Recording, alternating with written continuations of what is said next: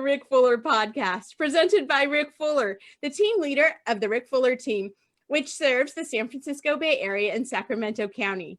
Rick and his team have 1,000 five-star online reviews and have been honored as a distinguished small business by the California State Senate and Assembly. Rick is a community leader, national real estate coach, and real estate investing expert. I'm Christina Morales, a writer, marketing specialist, and Christmas tree enthusiast. And Rick is my friend and my mentor. Today, we're going to discuss optimizing your online presence with one of our favorite people, Clifton. You have to say it, Rick. Good. Imbanago. Clifton, yes. Clifton is the owner of Clifton Creative Web, and Clifton is our personal rock star web designer, and he excels at building beautiful websites, but he also knows the back end magic to make them rise to the top of Google searches, and he knows how to maximize customer traffic. This dude is awesome. So Clifton, thank you for being the genius behind all of Rick's websites, and we're so honored that you're taking the time to talk to us today about online business. Thanks for joining us. Thank you.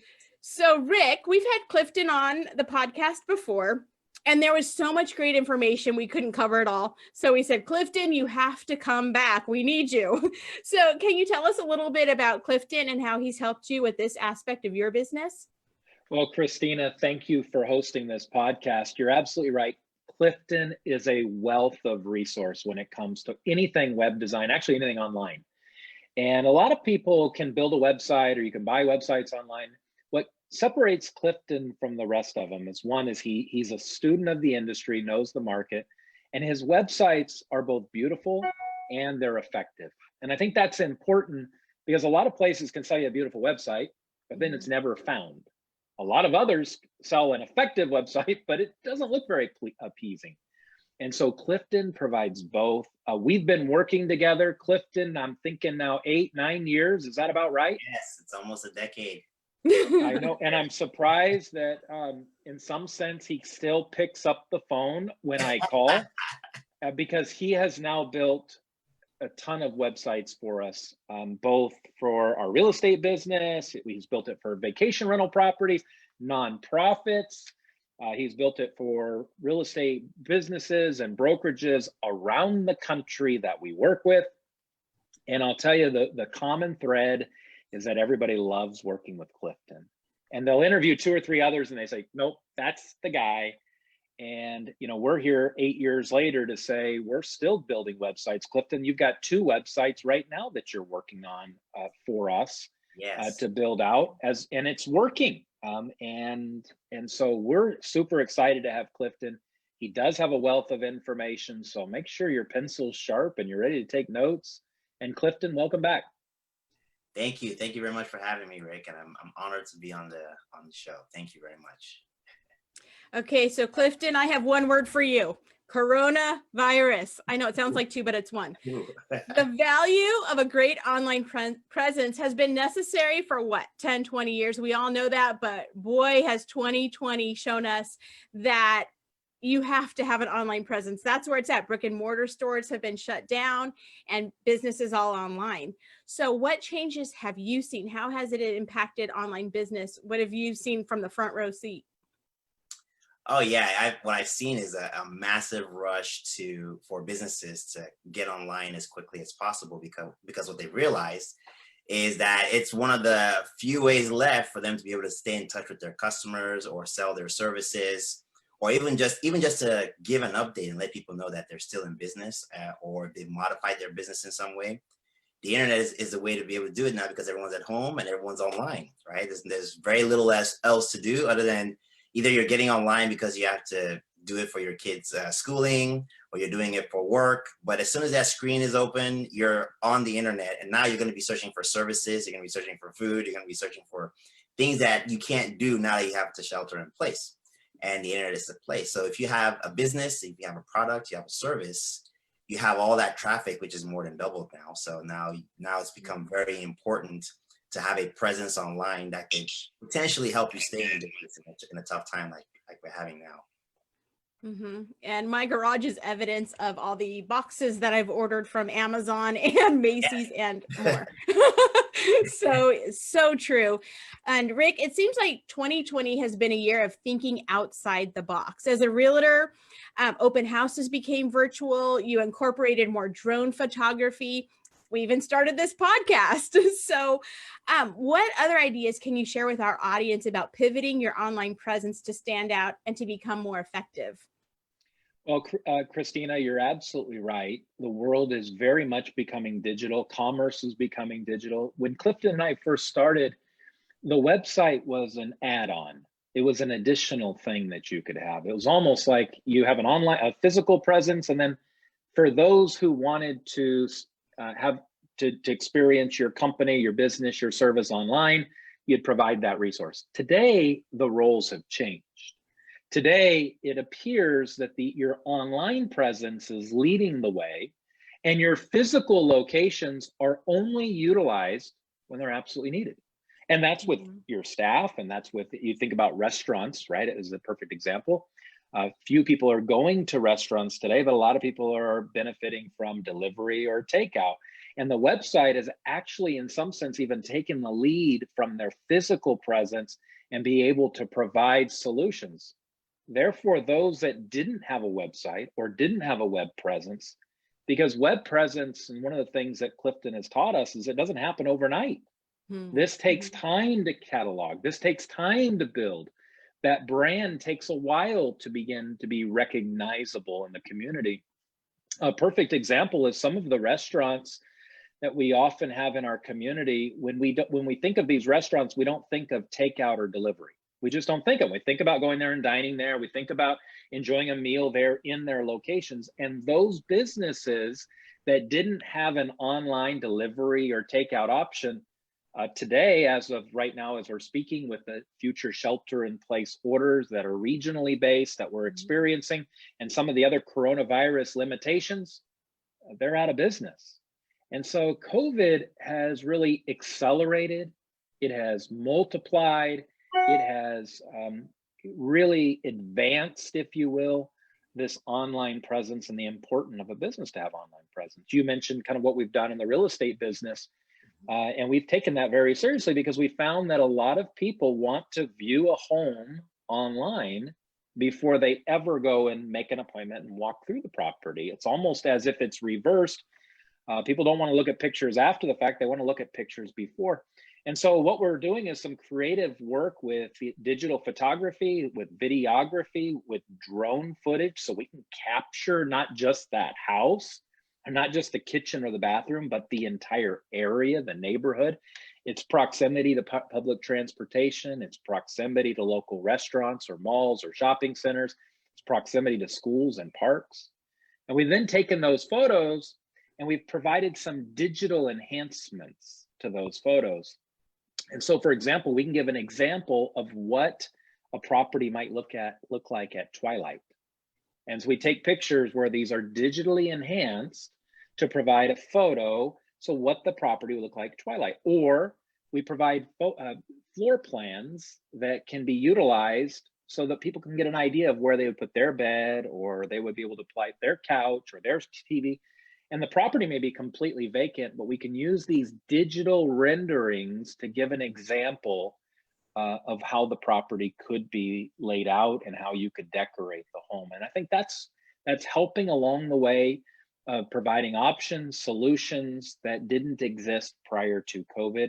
Some of our Matterport 3D tours, you can literally go through room by room, area by area, zoom in on an appliance, check out the brand of the appliance, the model, come back out, walk through, look at the windows, look at every area of the property.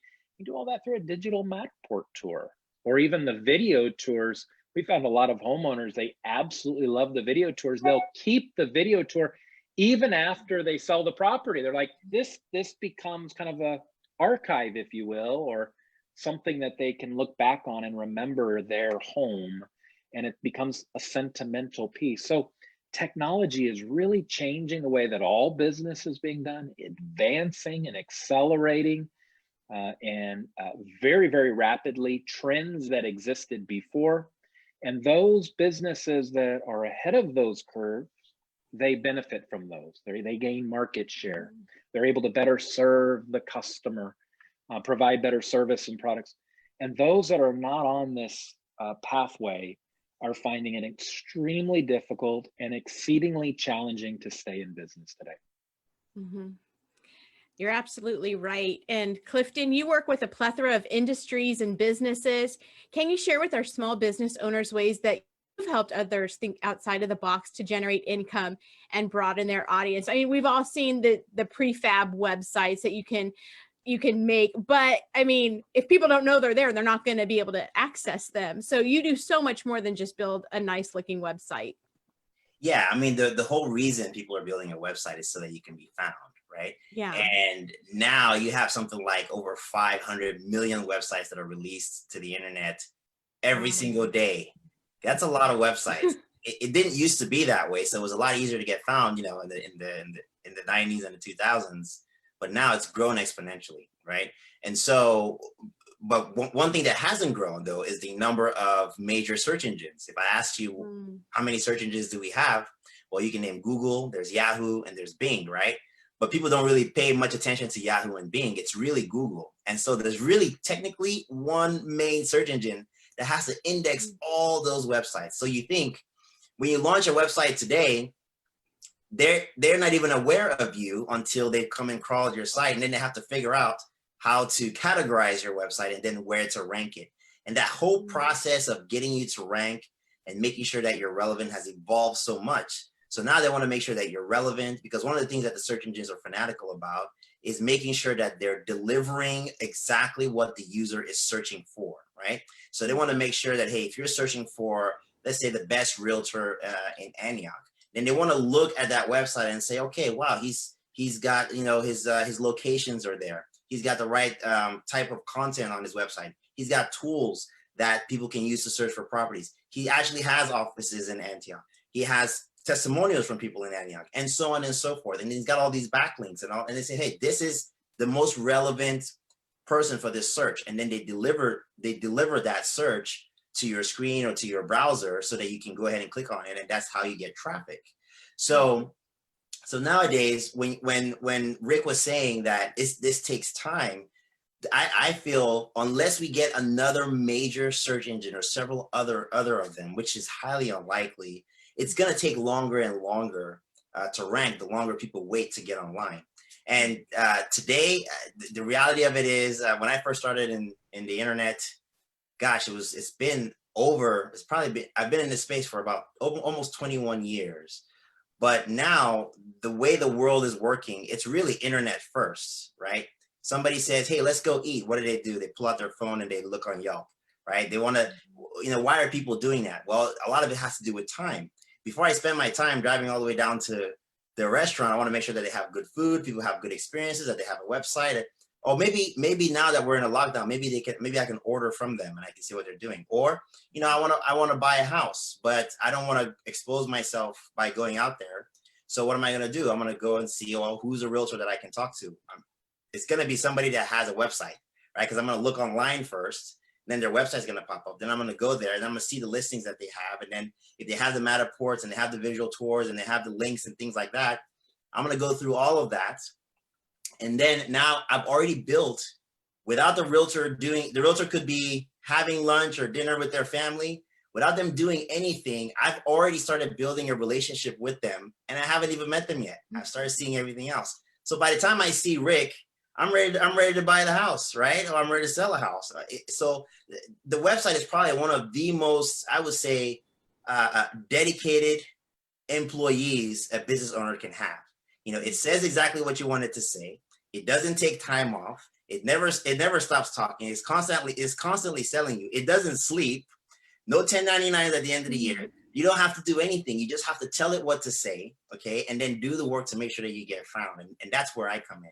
So I come in and I want to build something that when people get there, it's attractive. There are certain things that we see as people that causes us to pause. That's why videos are so effective. Videos are effective because as soon as something moves, it's triggering you to pay attention, right? Because your environment's changing, triggering you to pay attention. So you want to use videos. You want to use nice pictures where people have good emotions, because that will elicit a good emotions from you. You want to use good content so that when people start reading, it's engaging from line to line, and they're trying to figure out is this matching what I'm looking for, and should I dig deeper? By doing all these things and then making sure that that you're matching up with the search engines search intent that they use, now you're starting to create something that's relevant, that makes sense for the search, because Google really right now is trying to make all search personalized. That's why sometimes you'll look at your searches and you'll say, wow, they're really tailoring this thing to me as an individual. And yes, they are. They're really making sure that they're serving up websites that are matching what you're searching for as best as they can. So for us as designers and developers and marketers on the other hand, even as business owners, we want the same thing, right? Rick wants people that want to sell their homes. He's not looking for people that want to sell shoes, right? or people that want to buy shoes. He wants people that want to sell homes, right? Google, on the other hand, on the other side, is saying, hey, if you're looking to sell a home, then here is a realtor that sells homes, and here's the most relevant one, or here's the best one, here's the top one. And so it's a marrying of all that content. So my job is to take what that user is looking for, what Google requires to be relevant, and then make Rick's website as relevant to that search as possible. That's where the whole effective part comes in. And then now that I've got them to the website, then the attractiveness of the website is going to keep them there. The way we lay it out is going to keep them there. The accessibility to being able to contact will keep them there. The tools that are on the website will keep them there. And then, I tell any business owner, if you sit down and you're thinking about building a website, we're going to build it from the perspective of your customer. If your customer came to this website, why would they stay? Why would they interact with you? And so the tips I would give any small business owner is, one, if you don't have a website, start now and get one. The longer you wait, the more difficult it will be for you to rank when you do get one. Okay, so start now and get one. A good example that I use is, everyone nowadays, what's the most traffic site in the pandemic? It's Amazon. But if you really think about Amazon, every item that's sold in Amazon, I can find a mom and pop shop in any city that offers the same items. Matter of fact, next door to the people who are hopping on Amazon to order those same items. So what happened? Well, what happened? Well, what happened is people went to the nearest available website. Believe it or not, all Amazon it's a website. I always ask people, when you drive around town, you don't see any Amazon shopping stores or anything like that, right? So it's just a website, and they offer shoes, they offer bicycles, they everything you can find in your local community. They even offer food. So what happened? Well, what really happened is Amazon put a system in place, basically a website that told people, hey, if you need something, you don't have to leave your house. Just hop online and come to this website, and you'll find what you're looking for. The technology itself, the web technology, believe it or not, is accessible to every business owner that's out there. It's the same web technology. The websites that I build, the code that I'm using, is the same accessible code that Amazon has. Amazon just has a billion of me, but but the reality of it is the small business owners also have that same access, and all they need to do is just hop online and then do the marketing work to let people know that they're there. Okay, one of the ideas we're giving restaurants, we're trying to work with a few restaurants right now. One of the ideas that we're giving them is that, hey, maybe this is time to start thinking outside the box. They're saying you can't have, you can no longer have indoor dining. Takeout and delivery is what it is. Well, maybe you should start looking at the pizza models and think about maybe repurposing your wait staff into delivery. I know there may be some insurance implications there, but it's something to look at. Now, if they really wanted to do that, a good support for that would be their online presence, because that becomes the interface for people to start taking orders, right? Start giving orders. So people can order online, you can pay online, right? They will receive the order. You can have the cook or the cooks in the back cooking, right? Which would be in most restaurants under the requirements of how many people you can have inside of a building, right? And they would cook the food, and then you could have your wait staff do what they normally do, except through delivery, and then figure out, there may be some challenges there, but that's what innovation is about. You figure out the challenges, but at least the online presence part is there to collect, to get the services out. And then it's a matter of just marketing it out and letting people know, hey, we do takeout and delivery, and we're still in business. Patronize us. People want to support businesses, especially now. People don't want the businesses in their cities and their towns to go out of business. That's bad for everyone. So I encourage people, just, if you really sit down, the most accessible tool that everyone has access to today in the shutdown, in the pandemic, is the internet. Okay. And getting online is not that difficult. It really isn't. Now, when you want to take it to the next level and you really want to do something, something that's more serious and more intentional, then you can bring in a specialist like me and say, okay, how do we take what we have and virtualize it so that it works online for everyone? And for that, you're going to need, the website itself, the marketing of it, and the strategy that you're going to use to basically deliver your services. Christina, I do need to interject here, because I've got one correction that I need to make of what Clifton said, because he made a comment that Amazon has 1 billion of them. No, there is only one Clifton. Make no mistake about it. There is only one. Yes. So of all the things you've said, I need to make that a correction. But let me say this. I remember the very first time, Clifton, you may or may not recall this, that we met at my Antioch location, and we had this conversation. I decided to hire Clifton, and then all of a sudden I decided to take to pen and paper and start drawing out what I thought the website should be and what it should look like. And I gave it to you thinking, Clifton, this is what I'm wanting you to build. And he gave me this very kind, very nice, very gentle smile. And then he said something along the lines of, no, you don't. And I go, well, no, this is exactly what I want you to build. And he goes, no, you don't. And he addressed it when he said he builds it from the perspective of the customer, from the consumer. And I was giving him my perspective. I was giving him my perspective in my industry, doing what I do and what I wanted. But it really didn't matter what I wanted. I really wanted to provide the consumer, the customer, my clients, what they wanted. Clifton, I know that's a common problem that you have. Can you speak to that and how you're able to help business owners take themselves out of the equation and replace that demand with the customer of what they want to see on a website?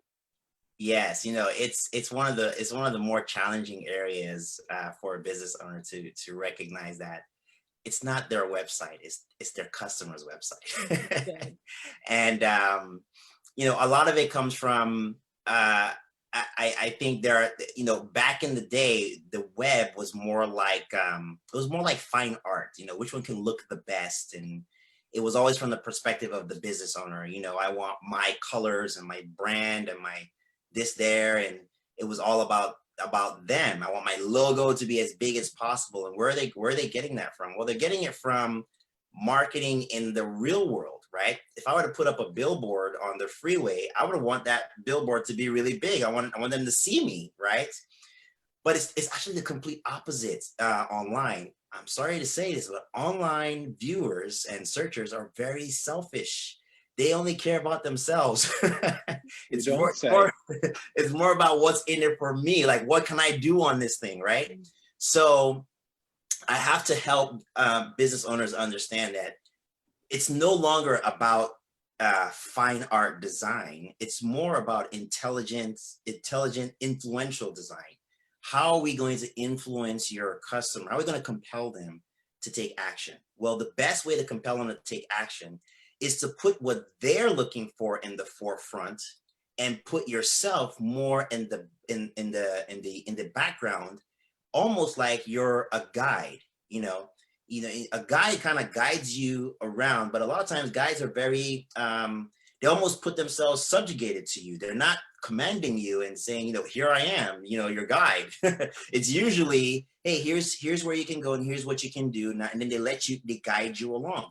So the business owner has to think of themselves more as a guide for their website, and the customer, you really want to make them the hero of the website. You want to make them feel successful already by the time they get there. And that's why I would tell, you know, a mortgage broker who had a website, or a mortgage company that has a website, you know, they're there because they're trying to find out the best interest rate. You know, they're there because they're trying to refinance and refinance. Or you know that they're looking for a purchase and they're looking for the best deal. Put all that stuff in the forefront. You know, there's no need telling them who you are and what you do and how. If you put that in the forefront, it puts some friction in front of them. So when we're building a website, some of the questions that I'll ask is, well, why are your customers looking for you in the first place? What are they looking for? You know, oh, well, they're coming out there because they probably either want to sell their home or they want to buy a home. Okay, if they want to buy a home, then one of the things we should have in the forefront is the way for them to search for homes. Okay, we should actually put that before we talk about you, because by putting that in there, immediately you're giving something and you're triggering some reciprocity, right? You're giving them a tool, especially if it's access to the MLS. It's like, oh, this is usually reserved for realtors. This guy's giving me a chance to be able to do it myself. So let's put that in the forefront, okay? And then what else? Oh, we have people that want to sell homes. Okay, let's give them a way for them to get a home evaluation. If we want to make it even better, let's tell them how these evaluations are done and all the different steps and so on and so forth. Let's put that in the forefront and so on. Let's give them a guide for that. Let's make some videos and put some videos on there that educates them on the process. And then at the very bottom, we'll say, and by the way, you know, I'm Rick and I'm here to help you. If you need me, go ahead and let me know. But you've already given at the very beginning. So now they're more trusting, they're more engaged with you, versus the way most business owners try to flip it around, right? So, you know, about us, it's the first thing. You know, here's where we started. Here's how many years we've been in business. Here's all the badges that we got and all the awards that we got and so on and so forth, before they even get to the point of, here's how we can help you, right? So my job is to say, how do I do that? How do I put the customer first with design? And I'll tell you a very, very simple one that most business owners miss, and this is what frustrates customers the most. The ability to contact you.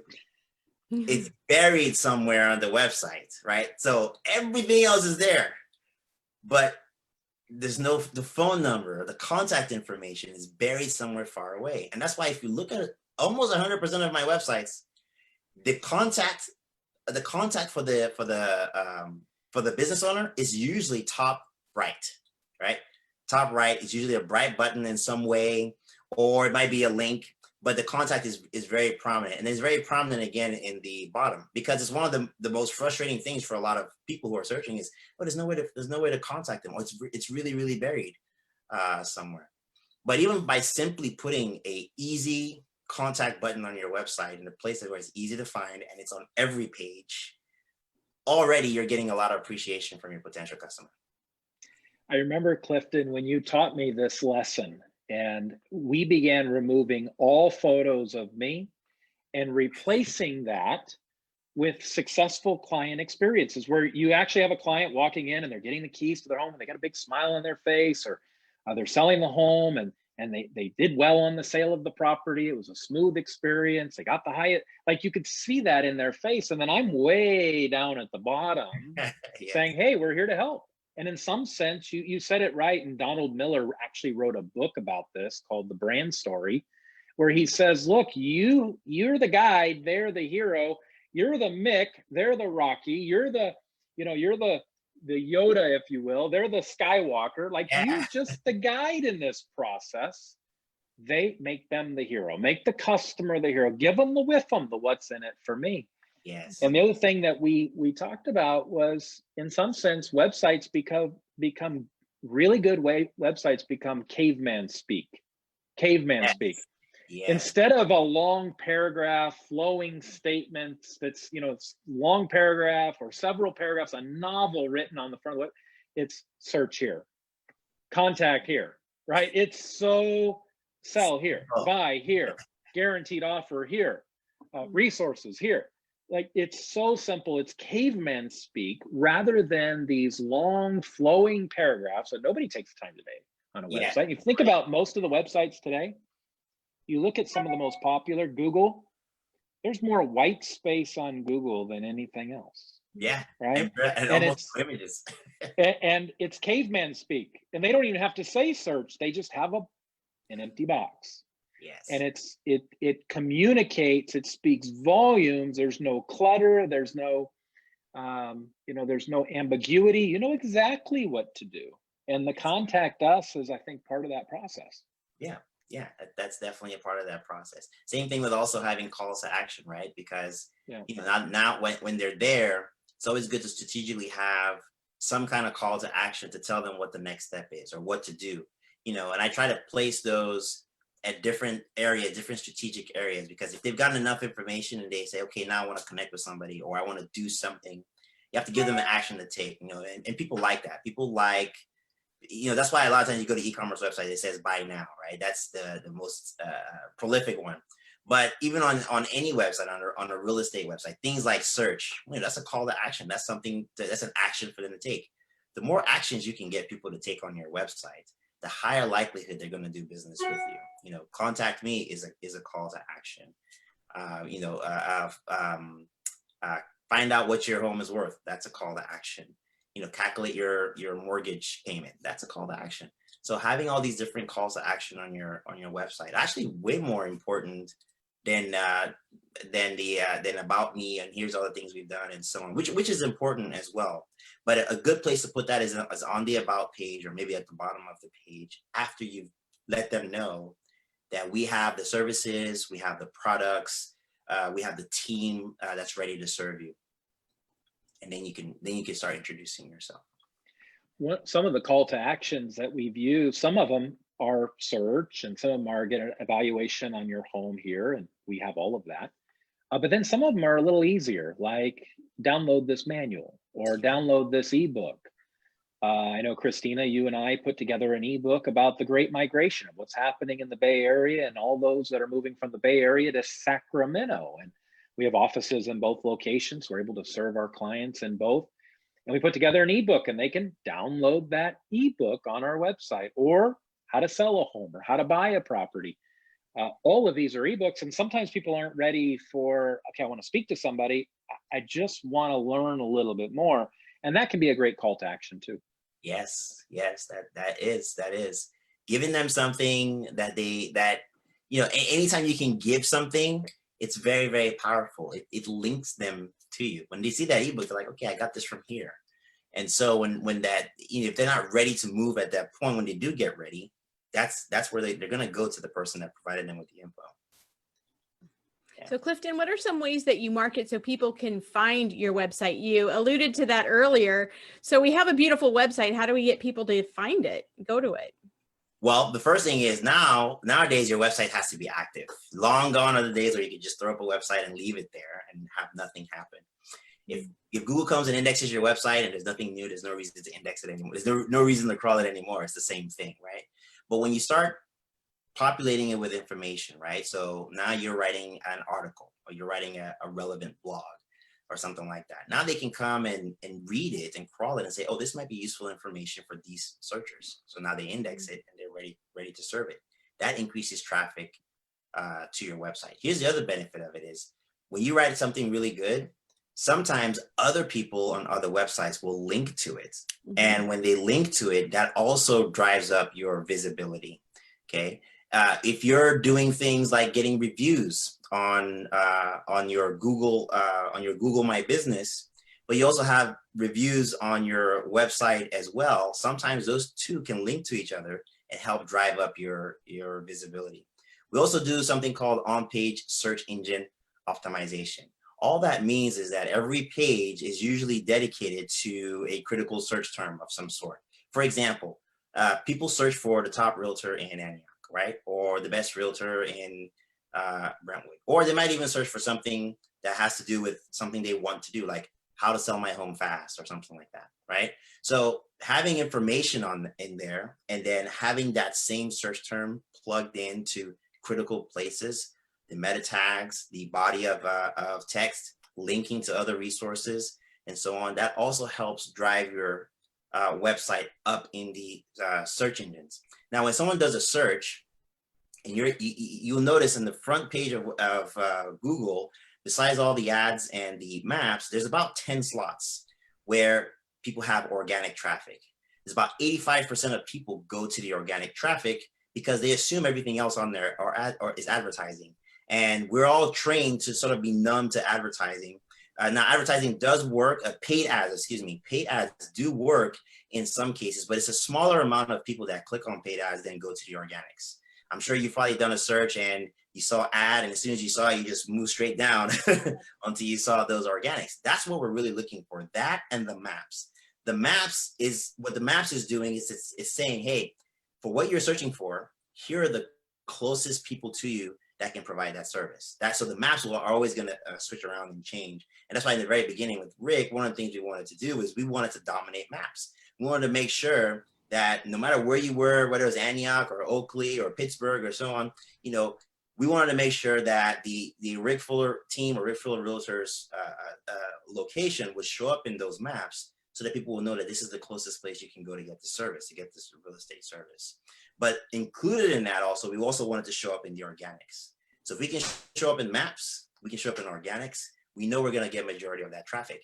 And the other thing is that it creates a lot of familiarity. If I keep seeing Rick Fuller, every time I search something and I see him, well, he's here, but he's also here, and here's another article that he wrote here, and here's another blog post that he wrote here. This must be the guy that I'm looking for. That's how people think. So they click on that and then they move forward. They move forward from there.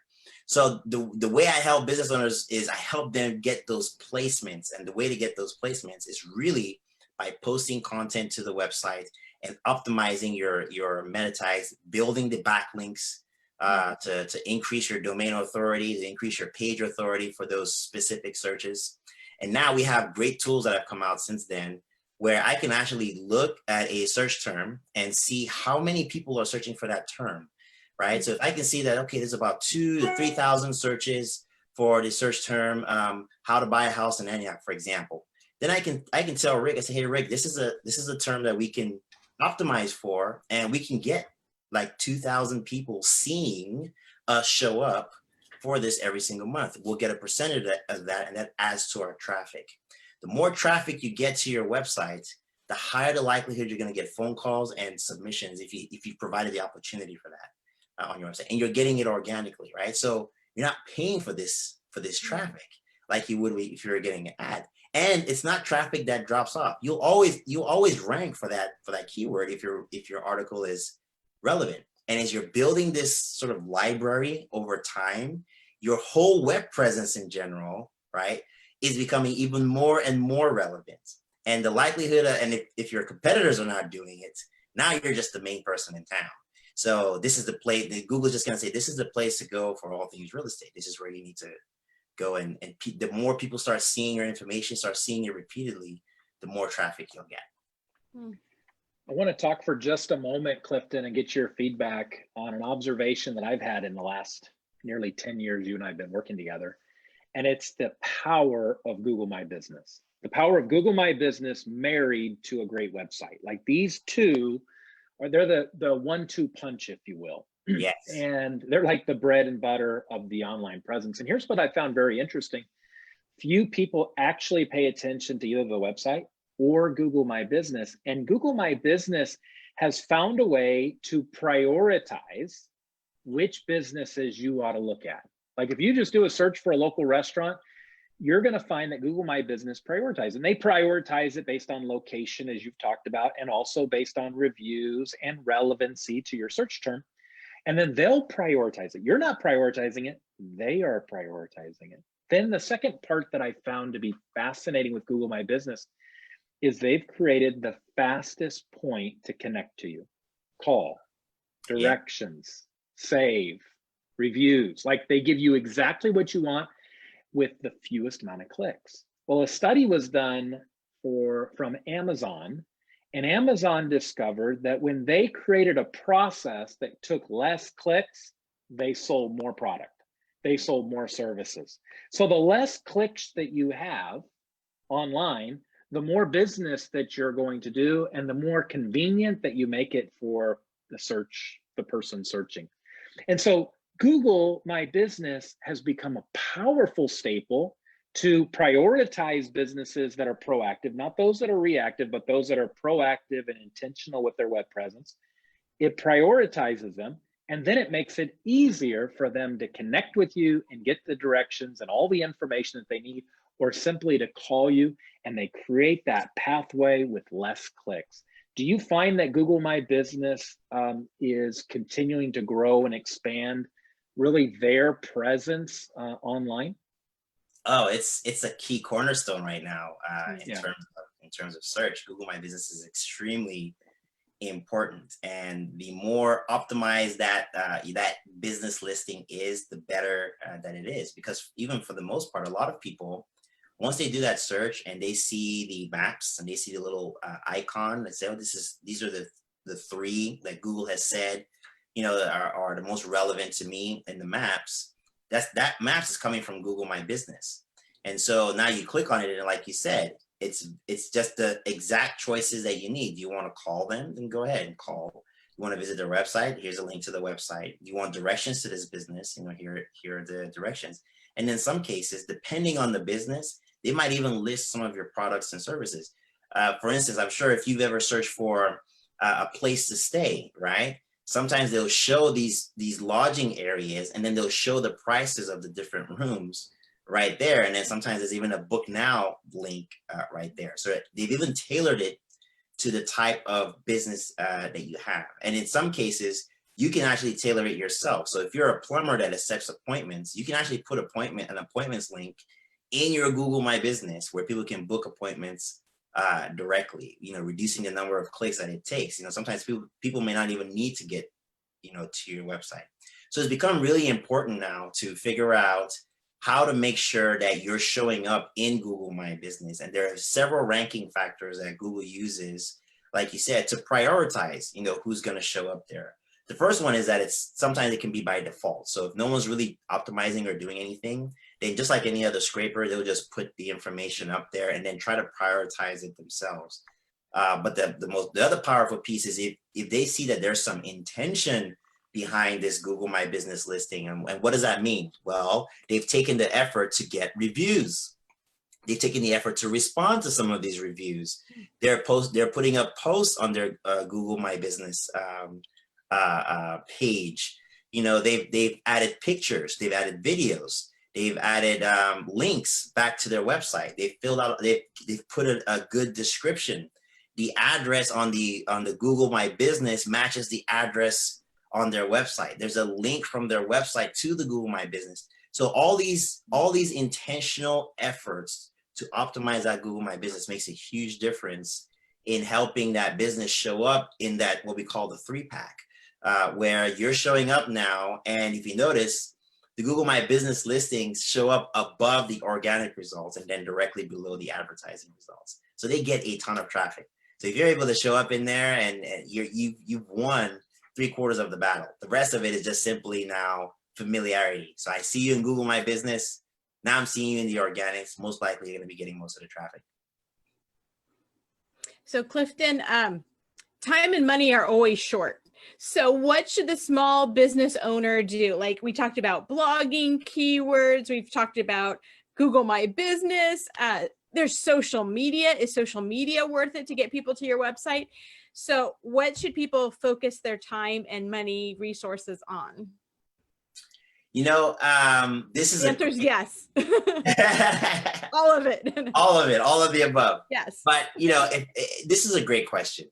One of the things that I would say to any business is, number one, you know, even in what I do, it's really about how many people know and see you online, right? But there's lots of different ways to be online, and I'll give you a good example. One of the tools that I recommend to businesses who are looking to have more of a stronger brand, and when I say brand, I'm not talking about, you know, your colors or things like that. I'm really talking about your name recognition, right?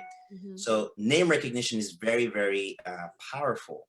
And to give you a good idea, if you notice, actually, for many, many years, I think I've probably seen it only once. there was never an advertisement for Gmail, Yahoo, AOL. Well, no, AOL, there was advertisement, but Gmail is one of the most, actually, Yahoo is actually one of the most populous email addresses that you'll see, but you can never remember seeing an advertising for telling you to sign up for Yahoo. So what happened? Well, what they did is they gave everybody free Yahoo addresses. And when I saw that my brother had a Yahoo address, I said, hey, I want a Yahoo email address. So then I got one. Then I told my buddies about it. And then I told my mom and my dad and all my friends. And now everyone's got Yahoo addresses, right? Well, some businesses still have Yahoo addresses. And because they have Yahoo addresses, their clients are getting Yahoo addresses, if you can see what I mean. So the very first thing I usually will tell a business to do is, if you want to start getting more visibility, more traffic, change your email address to to your business. Make it the name of your business. You probably send out a ton of emails every single day. That's marketing. So every time your email address says, you know, acmebusiness@gmail.com, you're actually promoting Gmail. You're not promoting the Acme business. You're promoting the Gmail address. So instead, make it hire me at acmebusiness.com or something like that, you know, or Clifton Acme, and start putting that in your, make that the first step is go out, get the domain name of your business and create a professional email for it. It's going to be one of your most powerful marketing tools. Is you start there. Now that you have the domain name, the next thing we want you to do is get a website. Okay. Now, there are different ways to get a website. There are free websites. There are paid websites, and then there are custom websites, which is what we mostly focus on. If I'm telling you to do it, I always highly recommend, if you can, get a custom website. Get something that you own, self-hosted, and that you control. Because any other kind of website, you just don't control, and you don't have as much flexibility and as much marketing prowess as you would. So if it's possible, get a custom one. But if you can't, I don't even mind you starting with one that's a free one or a paid one or a cheaper one and so on, because it gets you online. Okay, so now you're online, and while there are ways to promote yourself doing the online stuff like blogging and driving traffic digitally, but if you have a website that doesn't even allow you to do that, you can still promote yourself offline. You can still promote your website offline. And how would you do that? Well, when you hand out your business cards, your website address is on there. When you're talking to people, physically tell them, hey, go to my website and take this action. That's driving traffic. You know, that's the old school way of driving traffic, but it's still driving traffic. Go on social media. Let everybody know you have a website and go check it out. Tell them to tell you what you think. Now you're physically driving traffic to your website, but at least you have a website to drive traffic to. The second thing that I tell people to do is sign up for some tools. One of the best business tools I ever signed up for was it was called G Suite at the time. But it's actually now it's called Google Workplaces. And the reason why did they change it to Workplaces? Because people are using this for work now, right? And it has so many different features that you can use to basically run your business. But one of the reasons I like it is because it actually allows you to do that thing I'm talking about, where you get a branded email in the name of your business versus being it at gmail.com. So Google Workplaces it's the higher level of Gmail. It's the paid level of it. And for about $12 a month, you can have a branded email. But in addition to that, you get all kinds of great tools. There's a docs tool where you can create documents that you can share with the team. There's a slides tool where you can create presentations and slides. You can even record it and post it to YouTube. And a lot of people are marketing that way. There is a spreadsheet tool. There's a drive tool where you can share documents, and you can even create, like Rick was talking about, downloadable material. You can create an ebook, upload it to your drive, grab the link, and then post it on your website or social media and use it as a giveaway. And you've got you've got ample space to be able to store those assets if you want to. They have the ability for you to do video conferencing if you want to video conference with your clients. And I think for additional fee, you can even do your phone. You can actually have your voicemail go through Google. It provides a lot of very powerful business tools for very, very cheap. But the other thing that it provides, and people are not going to believe what I'm saying, is that it also gives you a Google website. Now, it's not going to be an amazing website, but it's going to have the basics. You're going to be able to talk about your products that you offer. You're going to be able to put up your logo, and you're going to be able to put up a contact me link and your phone number. And when you don't have an actual website of your own, you can actually use the Google site in your Google My Business. Okay. And if you set up a G Suite, you can actually link that to your Google My Business listing. Okay. And in the spot where it has website, put your Google website's link there. Essentially what happens is it allows people to actually they can ask you questions on your Google My Business. You'll get an email from Google saying, so and such person asked a question about your service. Please respond back to them. That person will get your response in their email, in their Google email, because you have to be logged in to ask these questions. So that means they have a Gmail account of some sort. So I tell people, get these kinds of tools. But remember when I said, you're starting with the email? The reason I say starting with the email is because people always open their email. It's one of the most accessed pieces of technology in the world today. There's lots of complaints about email, but people always open their email. Some people thought that text would take over email, and text has done very well. But the reality of it is, I check my emails multiple times a day. If you send me a text, I'll see it that one time, and I'll probably never go back to it again, right? Until I get the next text. So that explains a lot right there. Why So with email, you can actually do some really good website promotion. If you have a website, you can put it in your email signature. If you look at my email signature, it says we build great websites. Do you need a quote? And that gets clicked a lot. And then people fill out my quote form, and I get business that way as well.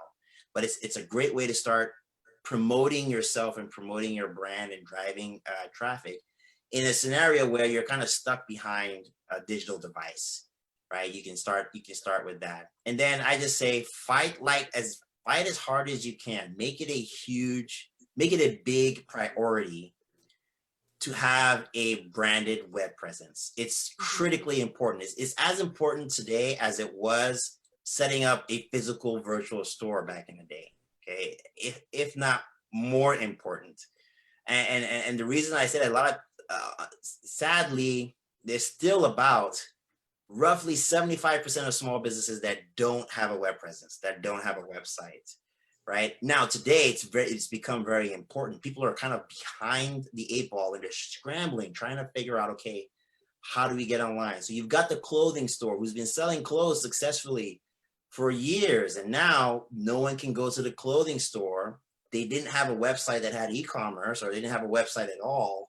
So now they're trying to build that out. Now they're gonna have to figure out a way to let their customers know that you can buy online, and now they have to compete with the other places that have had stores like Amazon, right? And say, no, buy from me, don't buy from them. So it's critically important to get online. A friend of mine is going to get a business loan, and he had all these different lists of things he was going to do for the business. He left out the web portion of it. There was no website. And I said, you need to tell your lender, you need money for a web presence. You need money for the website. You need money for the marketing, because it's going to be critically important, especially now when everyone's at home. And not just now. If the pandemic goes away, no one is going to adjust we've developed new habits now, right? New web habits. That's not going to change. People are still going to heavily rely on the internet. It's been going up on an upward trend since the internet became a thing, and it's never changed. All the pandemic did was accelerate it a little bit. So it kind of created this up movement, right? Mm-hmm. Versus it going kind of like this. I'm sorry, you can't see me. Yeah, kind of going like that. It kind of now started going straight up. It's going to continue. And that is an opportunity for small businesses. That's an opportunity to start thinking, okay, I know I need a website. How do I get one? And how do I make it an integral part of the business to where it's contributing and it's no longer serving as some kind of a online flyer or something that we just build and we forget. It's something that actively works like a real employee. That's an excellent answer, Clifton. Thank you. That was worth the price of admission today. Just for that. That was brilliant. Thank you.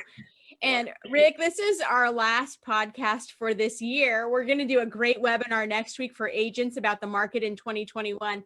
But this is our last podcast we're doing for this year.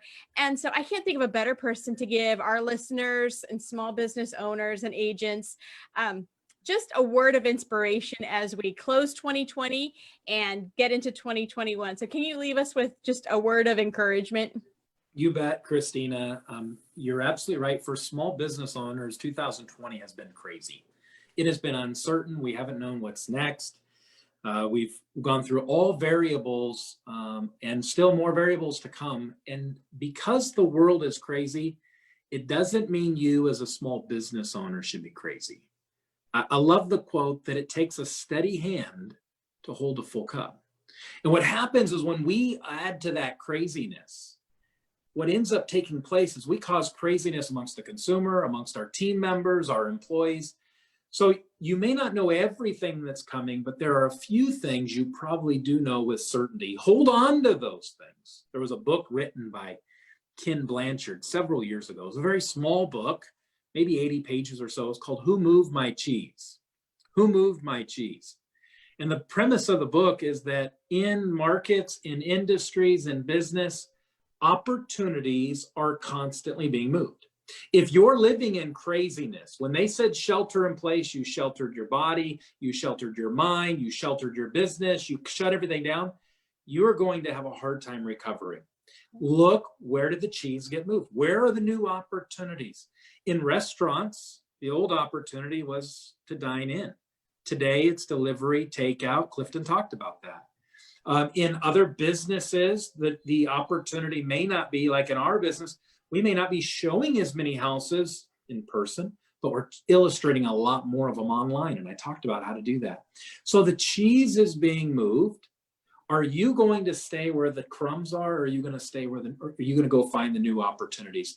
Think about some of the companies that have come out of the blue and responded to this pandemic with new opportunities. 3M began creating masks. GM and Ford both started creating ventilators. They were not in the ventilator business before this happened, but they found a way to serve their customer. They found a way to provide a valuable product and service. They knew the cheese had been moved and they had to go there. So for you, man, don't spill that cup. It takes a steady hand to hold that cup. Don't be crazy. Find those opportunities that exist. Partner up with great people like Clifton for your website. Don't try to figure that out yourself. You might be a great plumber. You might be a great restaurant owner. You might even be a great real estate agent. You're not a great web designer. Get a web designer to help you do that, and you will be far more successful. And 2021 is going to be a great year for small businesses. I'm so excited. Thank you, Christina, for the year of podcasts we've done. Thank you. I don't even know how many podcasts that you and I have completed, but we have been talking to people from everywhere from web design, like today, to local business owners. We've talked to our city council. We've talked to our chamber of commerce. We've talked to our assembly members. We've talked, and everybody in between. And you have done a fantastic job on these podcasts. And it's just a lot of fun to do it with you. So thanks so much for all your efforts. Business owners, takes a steady hand to hold a full cup. Don't get crazy. Find the opportunities and look for those. Work with great people that can help you along the way. You'll get there. You'll make it. You'll be okay. Oh, well, that's all the time we have for today. Thank you, Rick. I've enjoyed every single podcast we've done this year. Both of you are opportunity makers. So I'm honored to be able to just hang in there with the ranks and follow you guys onward and upward. So thank you. And thank you for sharing all of your great information, Clifton. Clearly, we need an online presence to stand out from the crowd. And you gave us some practical tips that small owners can use. That was so valuable. So thank you. To learn more about Rick Fuller, go to rickfuller.com. And to connect with Clifton, you can visit his awesome website, cliftoncreativeweb.com. Thank you for joining us today. And we can't wait for you to join us next time. Happy holidays. Take care. Bye. Thanks, Clifton. Thank you.